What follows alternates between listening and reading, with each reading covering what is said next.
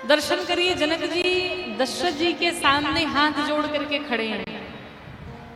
क्यों खड़े हैं? जनक जी ने कहा, महाराज आप वर पक्ष के हैं, हम वधू पक्ष के हैं।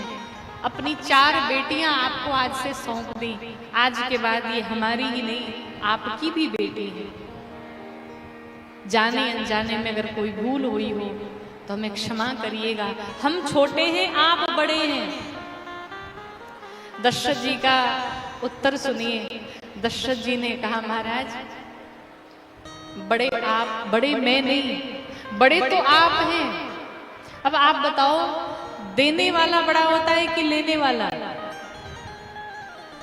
कहिए कहिए, लेने वाला कौन बड़ा होता है? अच्छा, देने वाला। मैंने सोचा कहीं नियम बदल तो नहीं गया मिथिला में।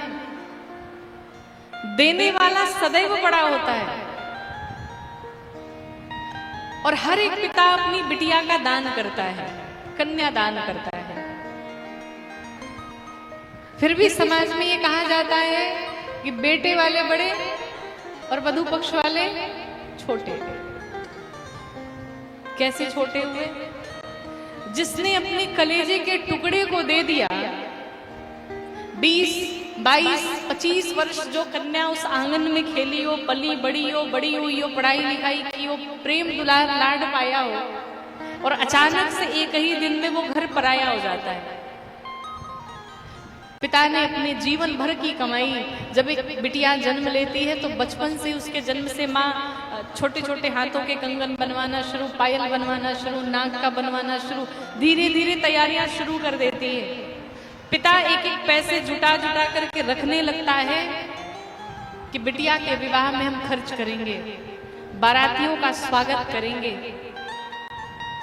शर्म तो तब आती है महाराज कि जब किसी बिटिया के विवाह में लोग पहुंचते हैं और जाने के पश्चात वहां कुछ देना तो दूर की बात है, वापस आते हैं तो कहते हैं कि व्यवस्था तो बहुत बढ़िया थी पर सब्जियां में नमक बड़ा कम था।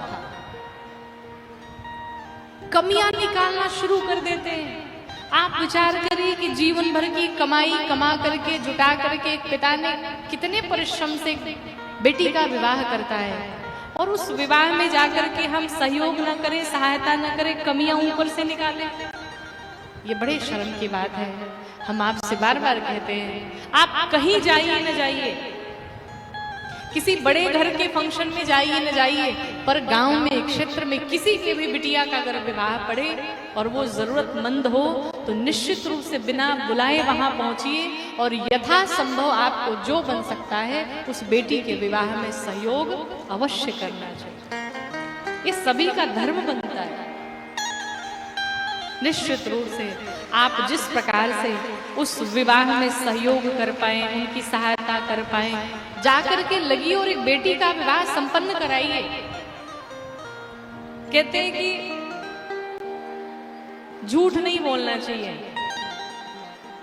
कहते हैं ना कि झूठ नहीं बोलना चाहिए, पर कुछ ऐसे स्थान हैं जहां झूठ बोलना भी पाप नहीं माना जाता है। जैसे अगर आपके एक झूठ बोलने से किसी बिटिया का विवाह हो जा रहा है तो वहां झूठ बोल लेना चाहिए, कम से कम उसका कल्याण तो हो जाए। और सबसे बड़ा झूठ क्या है? बिटिया उनकी एकदम गाय के जैसे, गाय के जैसे। अब वो तो ब्याह के बाद पता चलेगा कि गाय जैसे है कि सिंगनी जैसे। तो अगर ऐसे भी झूठ आपको बोलने पड़े तो आप बोल सकते हैं, कोई पाप नहीं लगेगा। संपन्न होना चाहिए। कोई गांव में, क्षेत्र में ऐसा परिवार है जिस घर में बिटिया का विवाह नहीं हो पा रहा है, तो आपका धर्म बनता है कि सभी पूरे क्षेत्र के लोग, पूरे समाज के लोग मिलकर के उस कन्या का विवाह कराएं। और कन्यादान जैसा कोई यज्ञ नहीं हो सकता है। सबसे बड़ा अगर कोई दान है तो वो है कन्यादान। जिस पिता ने बड़ा शुभ कर्म किया होता है उसके जीवन में बेटियां जन्म लेती हैं। आप कई यज्ञ कर लें उतना फल नहीं मिलेगा जितना एक बेटी का कन्यादान करने से फल मिल जाता है। तो इसलिए बेटियों का सम्मान करें, बेटियों से खूब लाड दुलार प्रेम करें।